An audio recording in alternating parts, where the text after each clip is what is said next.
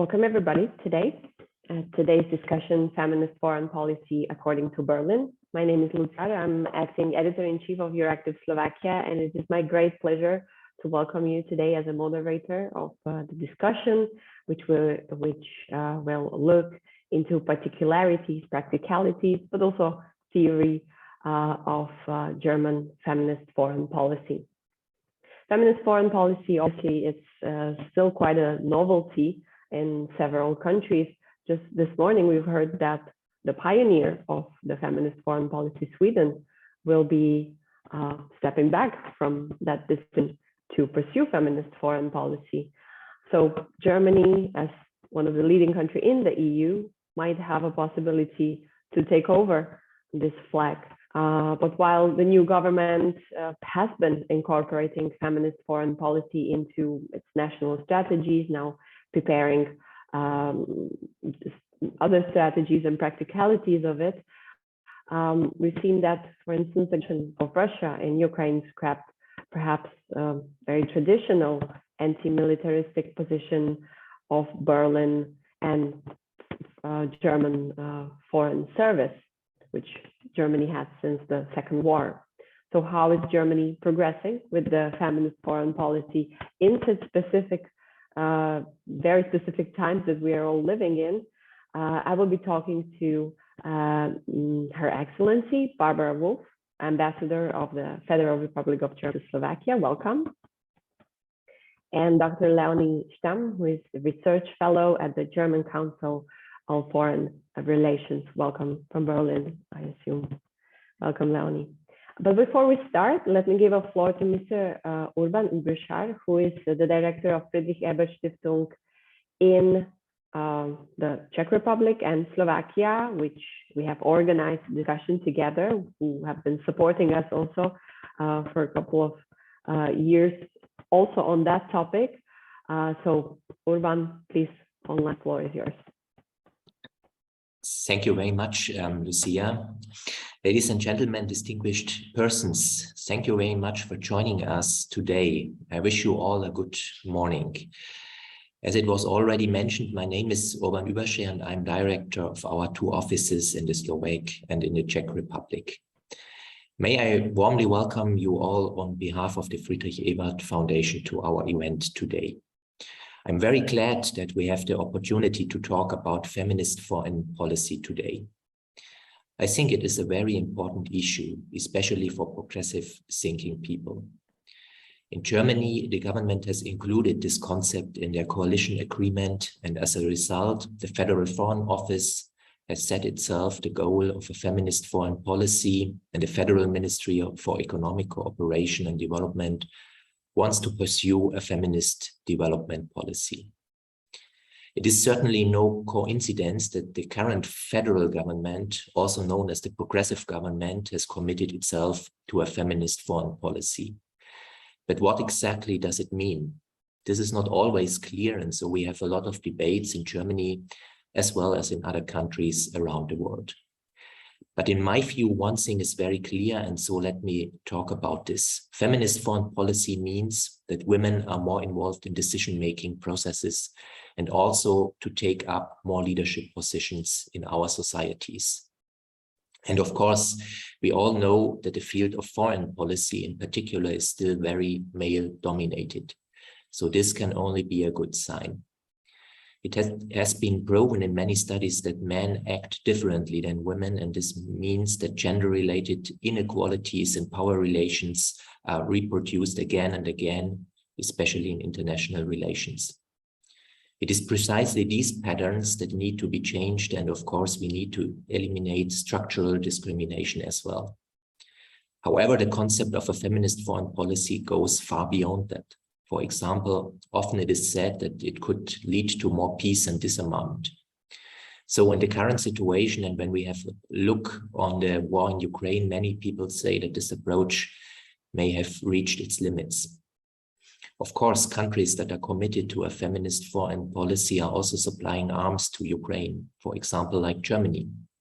But let me just say that in my view, this is fundamentally correct. Supporting Ukraine is a question of European solidarity and necessary so that the Ukrainian army can defend themselves. And at the same time, it must be the aspiration of every government to fight for disarmament and peace in the world. So in my view, these are no arguments against a feminist foreign policy. It is also interesting in this context that Sweden was the first country which introduced a feminist foreign policy. And the Swedish government was mainly concerned with 3 points, which I would like to mention here in a very shortened version. First, the rights of women and girls should be strengthened. Second, their representation should be significantly increased at all decision-making levels. And thirdly, more resources should be made available for gender equality. So you can see that the concept of feminist foreign policy is an approach that can contribute to a better society. I'm therefore very excited to hear the opinions of our two experts today. Dear Mrs. Wolf and dear Mrs. Stamm, thank you very much for joining us today. And let me end with a quote from Willy Brandt, the former German chancellor. He said in 1981, "Peace is not everything, but everything is nothing without peace." Today, there is a terrible war in Europe, of course. So let us today also talk about what a feminist foreign policy maybe could do to avoid such wars in the future. Thank you for your attention. And now I will give back the floor to you, Lucia. Thank you very much. Thank you, Urban, for logging in, for creating the floor, and also mention the kind of basis of feminist foreign policies: rights, resources, and representation, 3 R's that Sweden has proposed. Germany has one. We will probably talk about this. Thank you also to our audience. I didn't welcome you specifically. I want to mention that here on Zoom, we have an opportunity to receive questions. So please do not hesitate to write. We have quite a limited time, but we will try to address it. We are also sending greetings to the social networks where we are streaming, and this whole session will be recorded, so it will be possible to get back to it. So back to the discussion, and let's start with Her Excellency, Madam Ambassador. In the coalition government and the coalition agreement that was signed last year, Germany really presented and agreed to pursue the feminist foreign policy.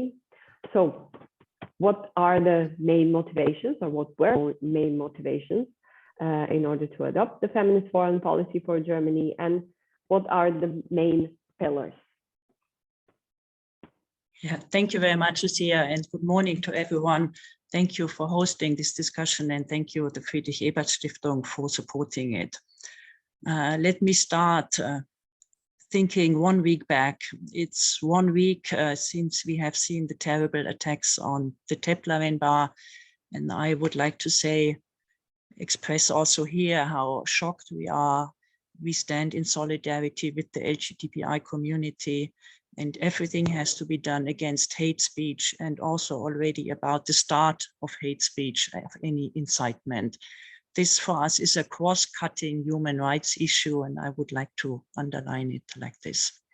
Now, coming to feminist foreign policy, I thought about how to explain it, and then I came across some examples which had been mentioned by our foreign minister, Annalena Baerbock, on how to describe feminist policy. And she had these 3 examples. The first example is a young girl in Afghanistan, which suddenly, after the return of the Taliban, is deprived of access to education. The second example is a mother and wife in Mali who is asking for international security support to safeguard her security and the security of her family. And the third one is a look at national parliaments and see a representation of women inside parliaments. So a feminist foreign policy, as Urban Überschär has said, it's enshrined in the coalition treaty. The coalition treaty in Germany is a public document, so it can be accessed by everyone. And indeed, in the paragraph on feminist foreign policy, it refers to the 3 R's already mentioned, resources, representation, and rights. And it adds to these 3 R's also the concept of diversity. Again, it supplements the question of women in international leadership positions, and also Urban Überschär has already mentioned it, and refers to the action plan implementing UN resolutions 1325, which is about women and peace. And there is another reference in the coalition treaty also on feminist development policy, because it's a lot of implementing this policy also. What's different from this approach to earlier approaches? I think the 2 issues, it's looking at the root causes of gender inequalities, power structures, social norms, and role models. And then also it's a cross-cutting method. It's not a specific field of action, and it's not policies by women for women. It's an overarching concept. We started in the Foreign Office this debate about feminist foreign policy after the new government came into power, and we are at the moment in a process of defining this concept, because it has also been mentioned that Germany is not the first country with this concept. There is Sweden, but there is Canada, there is Luxembourg, there is Mexico, there is Spain, there is Chile, and there is France. So there are other countries also having this concept. So what is being done now within the Foreign Ministry is to have a consultation process inside, but also with actors outside. I think we might be coming back to some of the steps in this process later. But there is a link to the national security strategy, which will also be presented last year.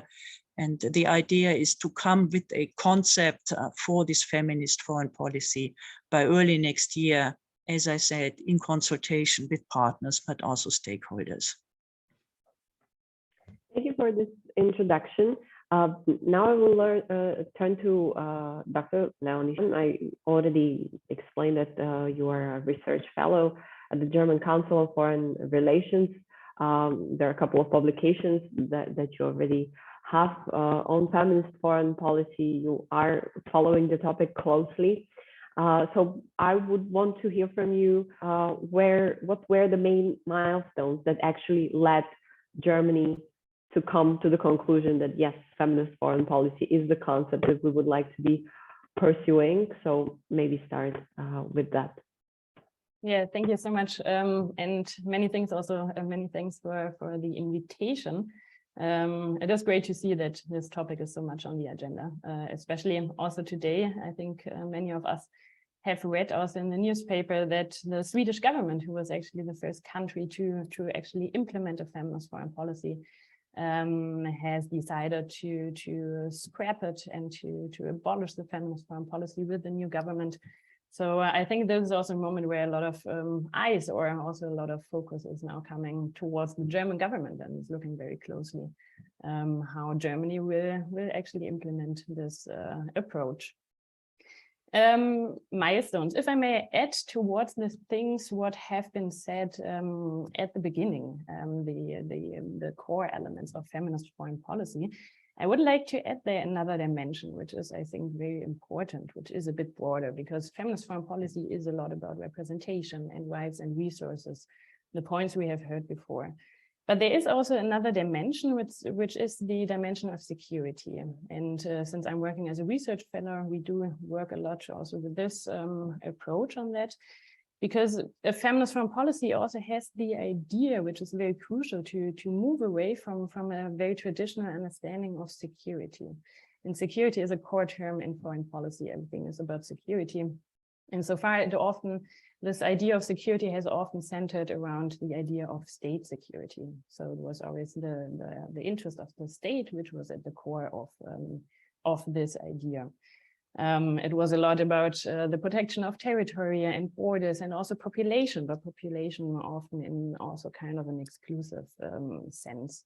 protected and also threatened by military. And a feminist foreign policy actually wants to take a more comprehensive approach to security, which means that instead of the state being at the core of security interests, we should put humans at the core, individuals. So this is a concept of human security which already exists since quite some years, since the 80s, 90s. I think it came up especially, which puts individuals at the center. And this also includes a broader idea in the sense, and I think that is a benefit of feminist foreign policy, that it includes also a very broad range of ideas how to protect humans, but also by the threat perspective, that human beings are not only threatened or protected by military means or conflicts as such, but also through the threats such as climate change. And I think that is a very important point to take on here.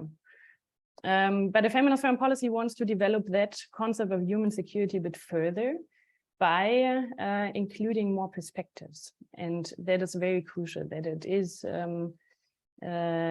is taking into account more perspectives of women, perspectives of marginalized groups.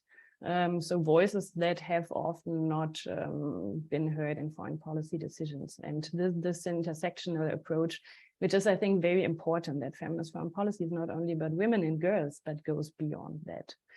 And there, if we include that, we come back to the 3 R's plus D, that representation is very important to include those perspectives, both on the ground, but also in decision-making here. I have mentioned the concept of human security.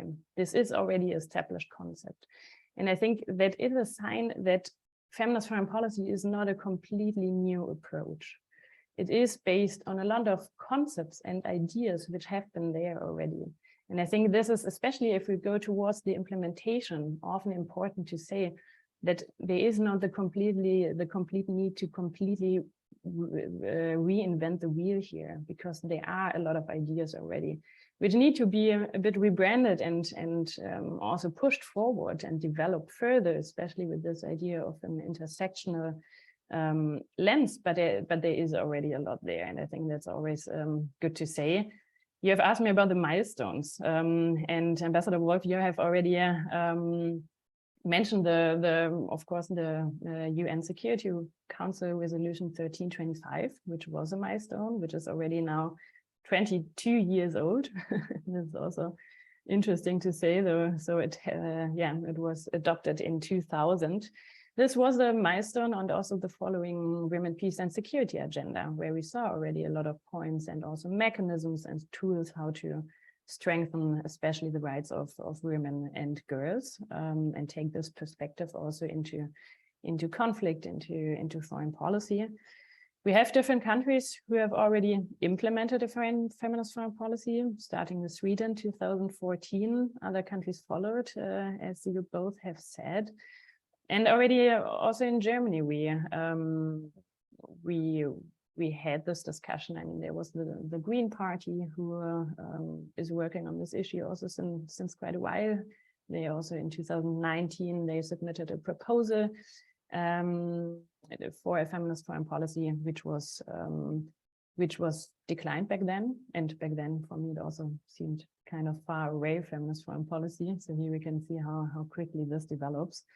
So I think there are many milestones, and first and foremost, especially also, of course, the long work of civil society and activists who have pushed forward this issue so that it can be now here also to be implemented.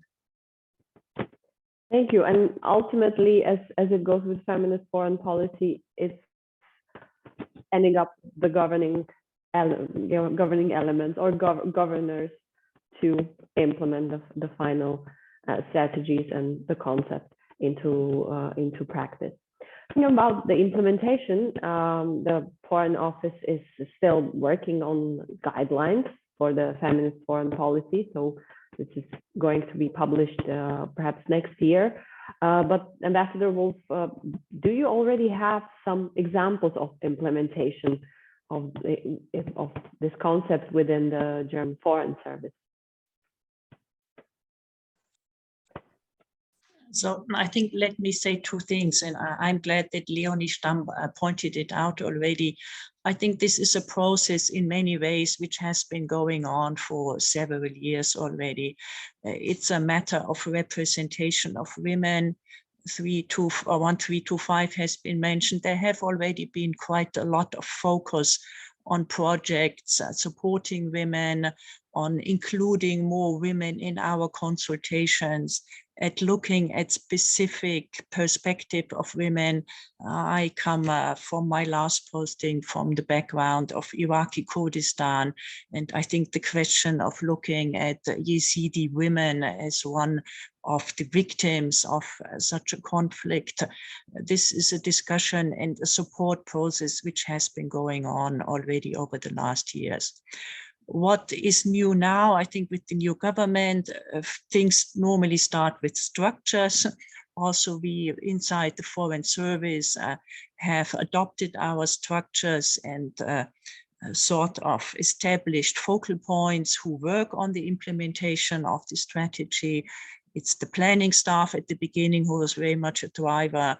And now there is a specific unit also in the Directorate General on international organizations, but also in the Directorate General for Administration and Personnel. So I think this is the first step, having networks, then also having an internal debate. There is a feminist foreign policy roadmap internally, which is sort of establishing the various steps. There are milestones in this strategy, like on the 12th September of this year, there was a conference in Berlin, Shaping Feminist Foreign Policy. You can also see there is information on the website available, where there was information shared with other countries on how they implemented. Some of the elements are already visible also in how we shape programs of visits. I think in many meetings that not only our foreign minister, but also, for example, the federal president or people, the issue of representation of women has become more and more important over the last years. I think we already in the previous government had a state minister who said, if not half of the panel of any discussion is female, he would not participate in such a panel. I think there is a reach out also to civil society, looking at when Foreign Minister Baerbock came for a visit to Slovakia. Her first meeting was with a group of Ukrainian women, helping other Ukrainian women who have arrived to Slovakia after the Russian invasion into Ukraine. I think these are parts and parcels of a system which is being developed. Also, as I said earlier, the Ministry of Development Cooperation is putting very much emphasis on it. We here in the embassy in the Slovak Republic, we don't have a lot of project funds, but we do have small projects supporting also, let's say, early education among Roma. We once supported a project of sharing experiences between midwives.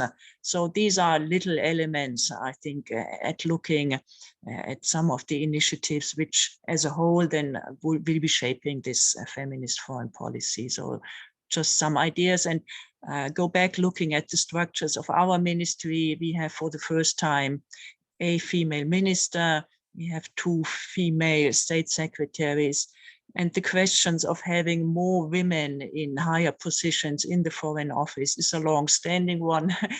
There is progress, it's still small. I think we are still at 24% of the female heading foreign missions. There are things to be done, but there is a trend already showing that the number of women also in higher positions is on the rise.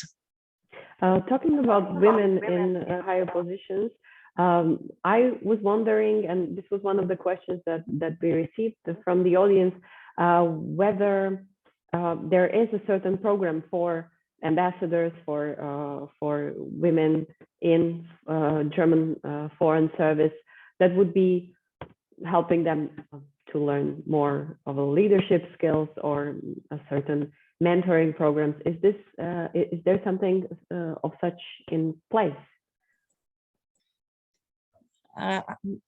The understanding is really feminist foreign policy is a cross-cutting issue. So we had in September the annual meeting of the heads of missions worldwide. So there were quite some panels on feminist foreign policy, also with the minister herself describing her goals, because it's important also not only to address women, but take the whole, the whole personnel of the Foreign Office along. There have been attempts already earlier of women networks within the Foreign Office. I think it's important personally. My experience is also sometimes male networks are working better than female networks.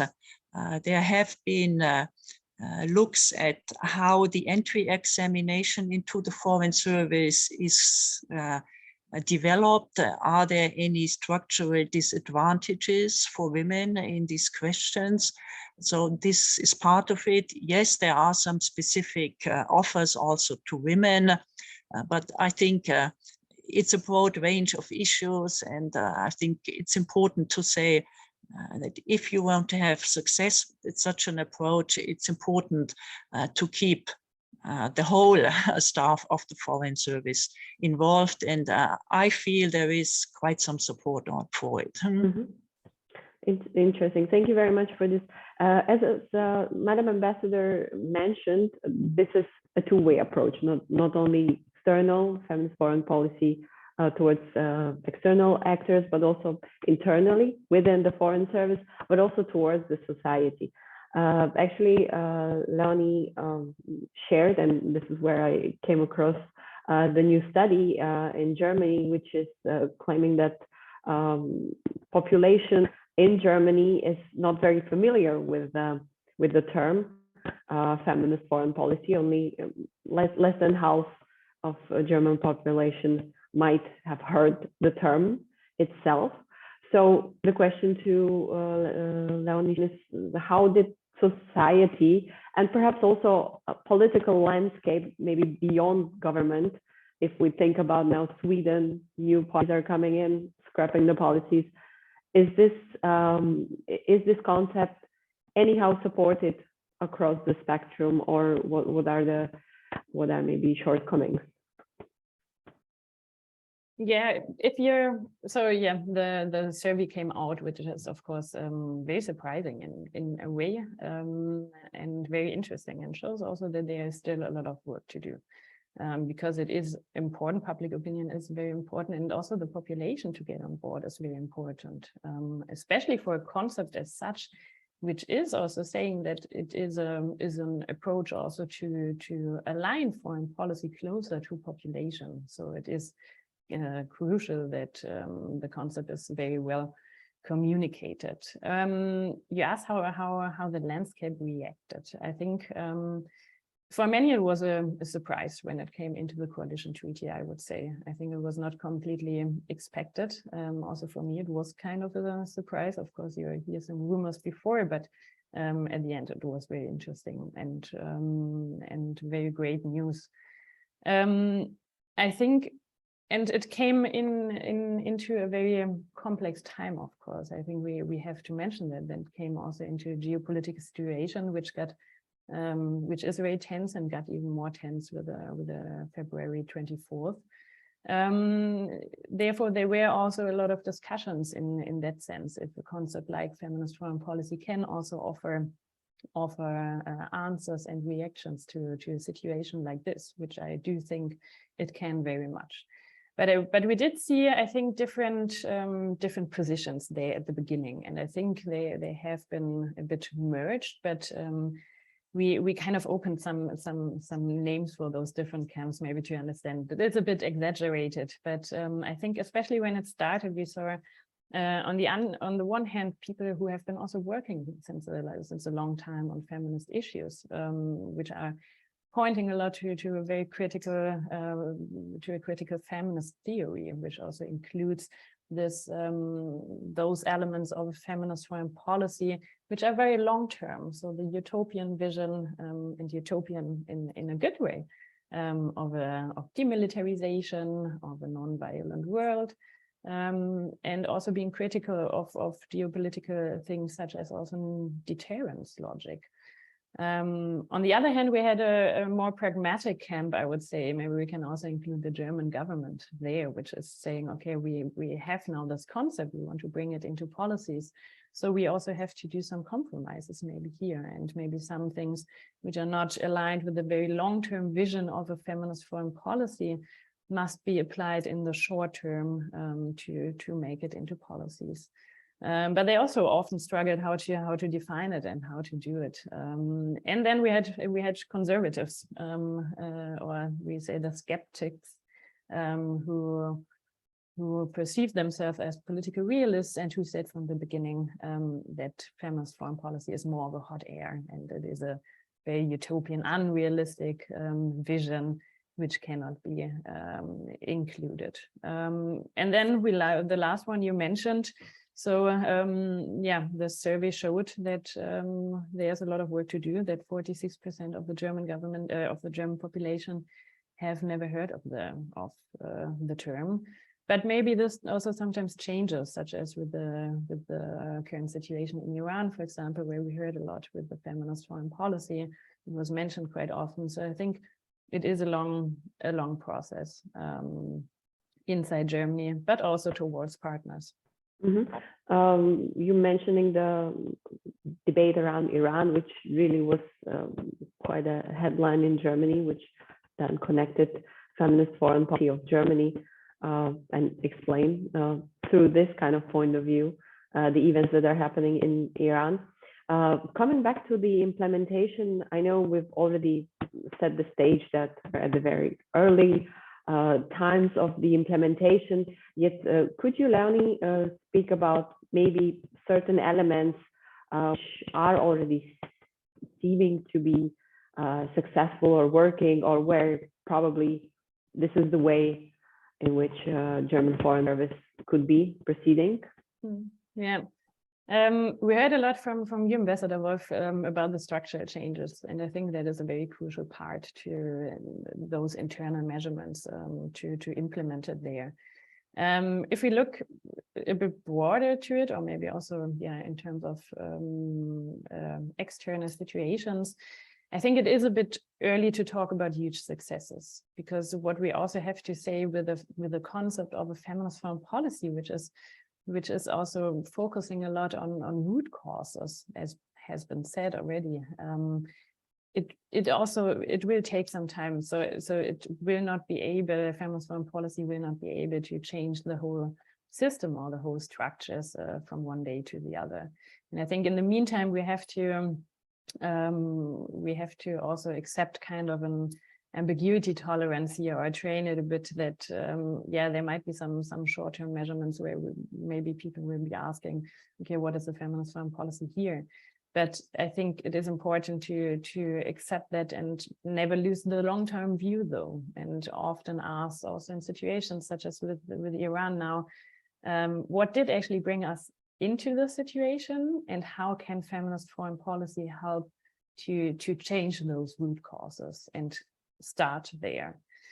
I think with a strategy, there will be a lot of technicalities become clearer, or that is my hope for those guidelines, and also for the national security strategy to get more, a more concrete articulation also of the ideas and technicalities. I think what has been already changed, and you also mentioned that, Ambassador Wolf, are some normative things, and we can, I think, see that, for example, also in the language, we can see that a lot in speeches, references to human security, references to the rights and representation of women and marginalized groups. And I do think that is already also a step to reflect the current structures and implement that, and also shape reality, and by using this language and including this all the time. But of course, you also have to see that there are also decisions being taken where, of course, there is also the question how much they are aligned the idea of a feminist foreign policy. We saw, for example, in recent weeks, there was the decision for arms exports to Saudi Arabia as part of a European cooperation. And of course, this raised the question how that can be aligned. And I think this is one of the dilemmas that you have to tackle now, to also ask, okay, how can we not also lose trust of partners and also be still coherent and be a credible partner in alliances and also fulfill commitments, but on the other hand also then take care that you don't lose the credibility of a feminist foreign policy by being inconsistent. Mm-hmm. So the coherence as an important element. Madam Ambassador, yes, you. If I may, and I take it a little bit from the discussions we had at our Heads of Mission conference annually.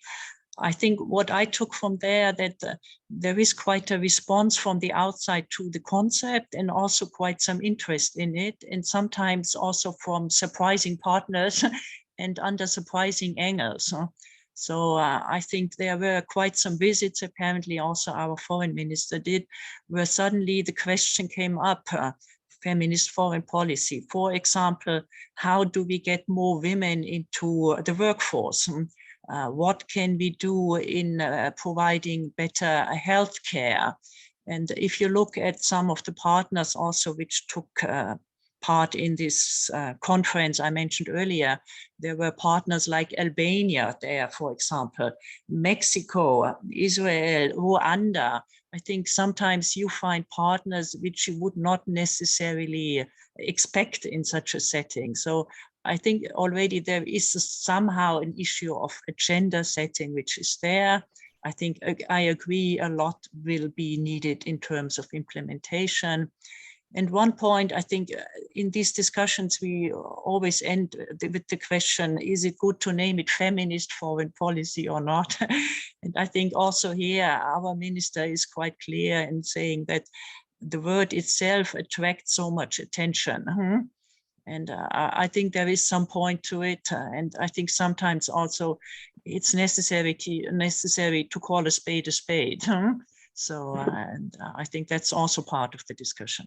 Yes, within the theoretical or academic discussions, we hear that some are suggesting to use, instead of feminist foreign policy, FFP, to use fair foreign policy to kind of add this diversity and into it. So very much to the point of the word feminist. And this is also one of the questions that we received from the audience.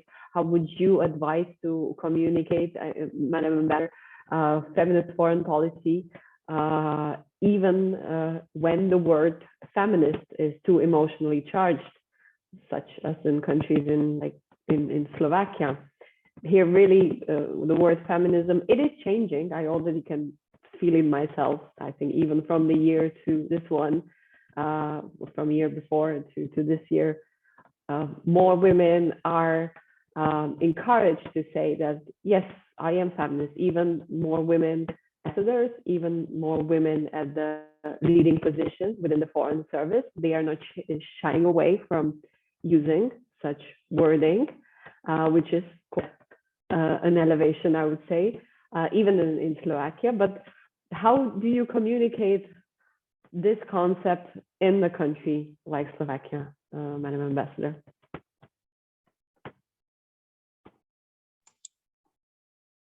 I think I would, after the last days, tend to be more of the people who say, why not feminist? And I have been thinking myself about it. What's wrong with the term feminist?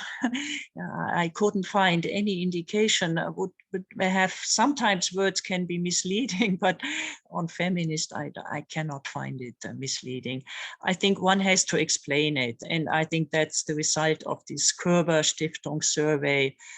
You will come to a certain time where it's not enough to say we have a feminist foreign policy, but you will also have to underlie it with some concepts. Much of the work is already being done, but simply addressing the issues of which are part of representation, as I said, concerns in education, everything which belongs to it, the role of women in the conflict. And I think exactly the attack on Ukraine shows us who the victims of the conflict are. And I think also the experiences here in Slovakia are, look at it's women and girls who came out of the crisis. So I think you can say easily how this concept works out, and I wouldn't be afraid to call it feminist foreign policy. Thank you. Yeah, Leonie. Yeah, maybe adding to that, because I also do think that maybe this is also a sign to move forward a bit the societal debate about feminism, and also to raise the understanding that feminism is so broad and that feminism is intersectional and that feminism does not only benefit women and girls. And I think it is a good moment to bring that debate further. And I think if we talk about the concept, though, we have to differentiate a bit between those two debates. So one, to bring the feminism debate forward, and on the other hand, taking a bit care that this very broad approach of a feminist foreign policy is being communicated as well.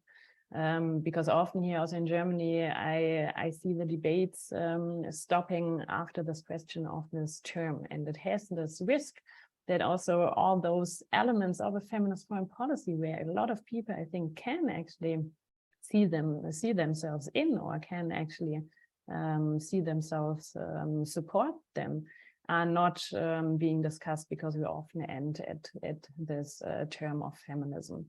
But on the same time, this feminist thing, I think it also has its benefits, because it is raising a lot of attention. And as you also have said, Ambassador Wolf, feminist foreign policy is also a very good opportunity to build alliances with partners. And I think for that, it helps also to have this very signaling effect of the term feminist foreign policy. We've also heard, actually, just recently, I was conducting an interview with the Spanish ambassador in Czechia. Spain is also pursuing feminist foreign policy, and she was telling me that the coordination on the headquarters level is ongoing. I was wondering whether there is some kind of a coordination of the countries that are pursuing feminist foreign policy in, for instance, Slovakia or in other countries among the ambassadors. I've heard that it's rather kind of ad hoc or maybe informal.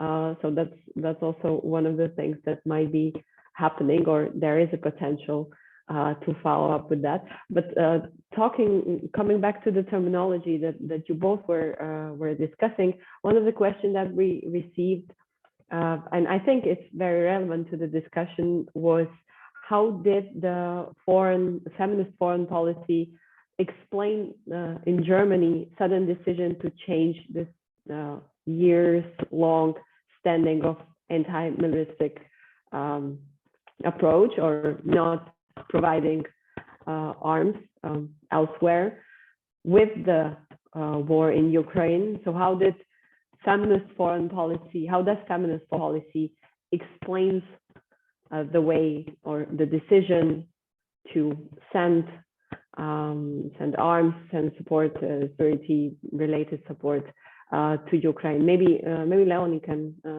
explain this, because it's a little bit tricky, sometimes very theoretical, but quite an interesting debate. Yeah, I can start. Maybe Ambassador Wolf wants to follow up. At the beginning, there have been discussions on that, also among the feminist bubble, I would say. But I would say that quite soon the positions also came closer, because of what is very clear here when we look at the Russian war of aggression against Ukraine, is that there is a country being attacked, and that there are humans being attacked. And I think that is one of the core points. If you look at feminist foreign policy, which has human security at the core, it also means that there is a responsibility to protect those humans.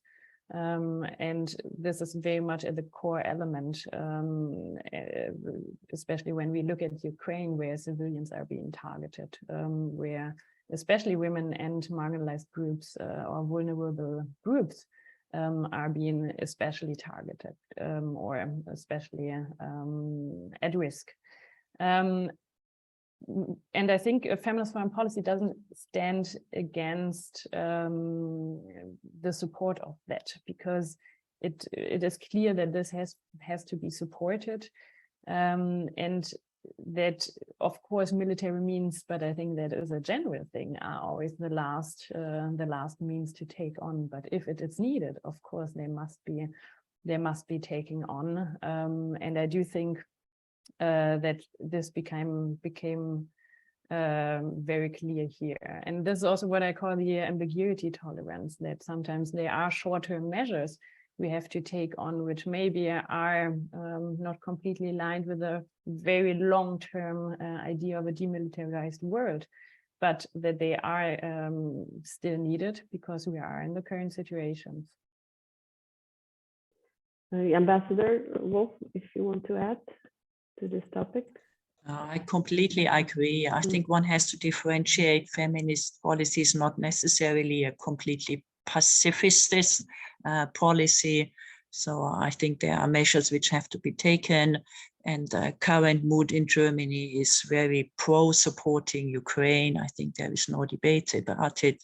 I think what's probably more interesting is from the internal politic area is that it's especially the Green Party, I think, which has been discussing a long time about military means in foreign policy. But we also have seen that once the Green Party was in the coalition, respective decisions have been taken, starting with the war in former Yugoslavia and being now, I think, that's a differentiation which has to be made, and the support for Ukraine is going strong. Yes, Leonie, you wanted to add something? Yeah, maybe one element, which is also, and I think it also helps the explanation or also explaining those things. We talked about this participation of groups, and this also includes including or listening to affected voices. So it's also the idea that also foreign policy decisions are being taken with the lead of listening to the voices which are affected. And when we look at Ukraine, there was a clear demand of the population, also of feminist organizations, who were asking for military support. And I think that is very crucial when implementing the ideas of a feminist foreign policy, that you look at the civil society and the population, also ask, okay, what is actually needed, and how can we support? And then we can already have a very clear decision here. Talking about security, we've already mentioned the national security strategy, which of Germany, which has been adopting elements from feminist foreign policy. Leonie, you wrote a paper on it. Could you maybe explain us shortly how did the national security strategy got influenced by the whole concept in particular, if possible? Let's see. I'm looking forward to read it. So we have a lot of strategies being built right now here in Germany. We have the national security strategy, which I would somehow call maybe the overarching strategy, and then we have different other topics such as the climate and foreign policy, and we have the feminist foreign policy guidelines, we have a China strategy. There are many strategies. Feminist foreign policy is a cross-cutting issue. It is an approach in the Foreign Office. They often call it also a working method, which maybe also shows the approach towards the topic. So I think, in my understanding, it is very important that a feminist foreign policy is, of course, also being part of the national security strategy, because it is an approach towards security. How it will be implemented, we will see. I think it is important that it's not only one block, but more seen as a cross-cutting issue. And I think then the guidelines will be we have the space to be a bit more detailed on that. But I do think it is important to see those things together and not as separate processes, as separate strategies, because they all concern in the end a very broad issue where they can benefit each other when they are put well together, and when feminist foreign policy is also being placed firmly also in the national security strategy. Mm-hmm. So the strategies are kind of a broad concept that are coming in and that are being implemented, but there are also particular practicalities. We've already mentioned several, actually many of them, development policy being one of the topic that is coming forward in many countries. This is a quite visible way how to implement the feminist foreign policies in all the countries that have been calling for FFP to be part of their policies are somewhat starting with development policies a lot, besides strategies, etc. We talked about some internal changes within the foreign services, and some other that are more targeted towards public, either public back home in Germany, abroad. There is a certain cooperation that we see going on the international level among the countries that are pursuing feminist foreign policy. And within the recent debates that we also have here in Slovakia, we see that the mainstreaming, as the word comes, mainstreaming of the feminist foreign policy ideas are spreading further. In here, in Slovakia, we see that the topic is becoming part of many curricula, either among the topics within the universities. For instance, one of the universities here already included this as it was part of the topic that was kind of presented. They included it to the graduation exam. So this is also a certain way to mainstream it.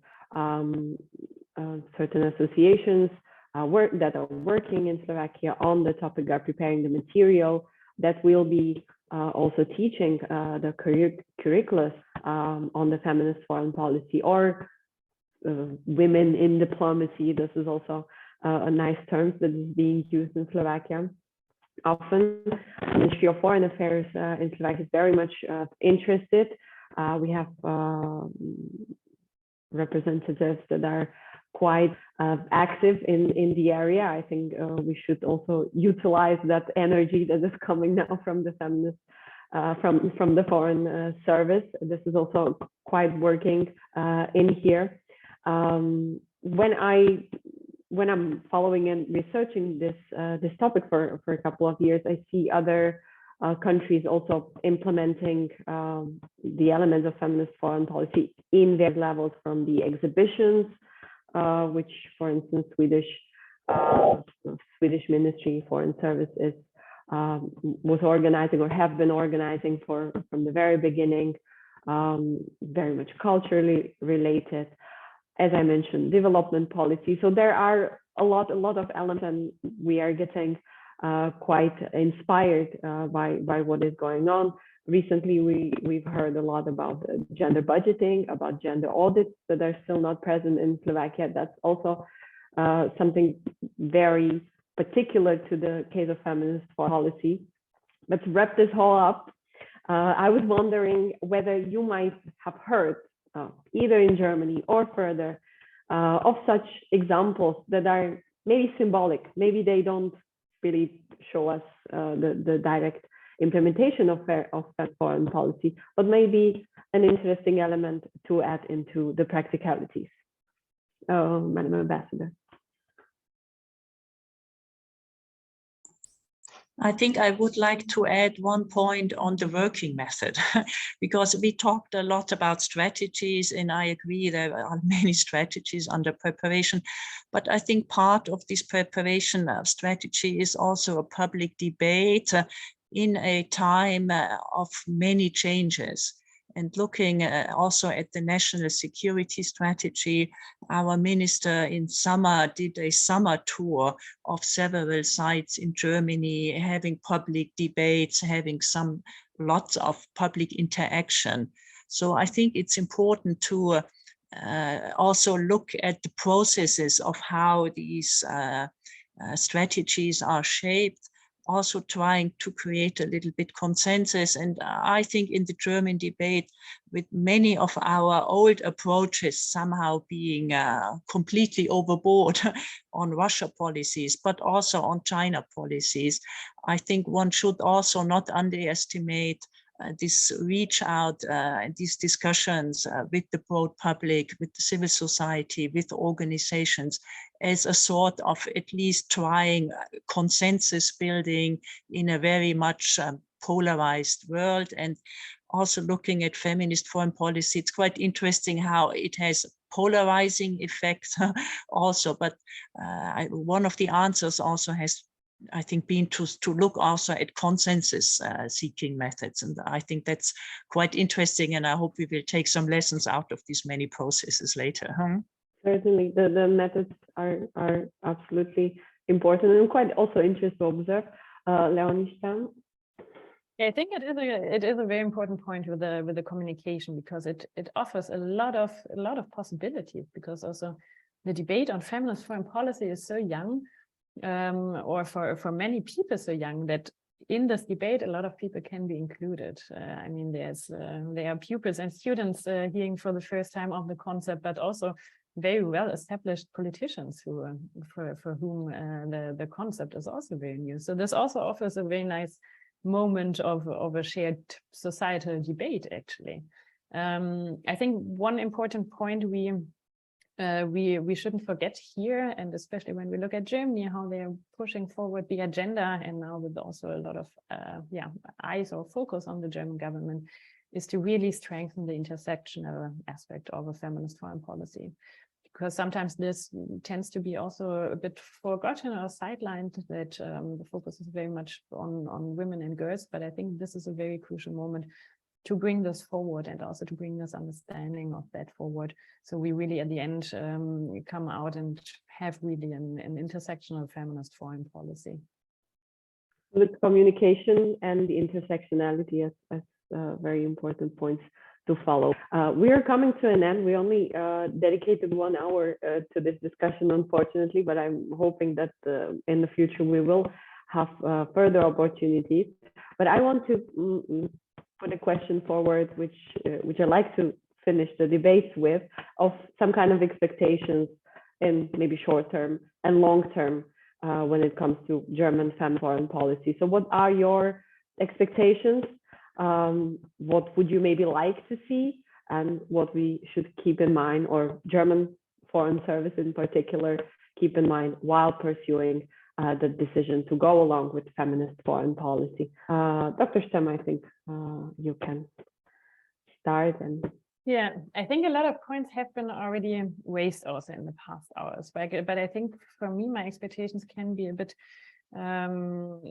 put together in 3 things: that that a feminist foreign policy should be ambitious, but on the same time implementable. I think we have to find a way here. It must be sustainable. I think Sweden is right now a very good example to take on, to think about how can we manage that feminist foreign policy is not becoming a buzzword or a concept which is maybe not only for this legislative period, but also can overcome this and can be really implemented and mainstreamed into a lot of areas. And then the last part, what I said before, that it must be intersectional, and I think there's no but. Intersectionality and ambitiousness, implementability and sustainability are the main points from you, Ambassador Wolf. I think on the midterm, to have a better structural representation of women, also in the Foreign Service, but also in international organizations. We managed in Germany now to have half of the cabinet already female, and I think the issue of female role models cannot be, it's highly relevant to have female role models. And I think we have to come out of this misrepresentation of women. As regards the implementation of the feminist foreign policy, I think I would personally also would like to see, let's say, 3 or 4 specific project areas well defined, which would help to have good examples of how to implement it. Can never be comprehensive, but I think it would help to have maybe some showcases and also in international combinations where you can really have some, as I said, some examples which would help to increase the understanding. Practical examples, exactly. Thank you very much for this as well. Our time is up, unfortunately, but I think it was quite interesting and inspiring, and we are hoping to continue with this debate in the future as well. At Euractiv, we will be following it. We write mostly in Slovak, but we try to tweet also in English, but please follow our work as well. We are trying to cover the topic. I very strongly recommend to follow also Leonie Stamm, at least on Twitter, because what she's writing about, what she's researching about, I think it's very valuable and brings a lot of new perspectives, not only in Germany, but inspiration further for the Central Eastern Europe as well. So thank you, Leonie, for coming and finding time to be with us today.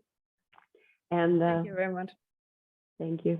And of course, Ambassador Wolf, we see you a lot in this field, and I think you also are doing great, inspiring and very visible job of promoting the feminist foreign policy of Germany in Slovakia, bringing the topic, not shying away from using the word in here. So thank you for this as well and for accepting our invitation.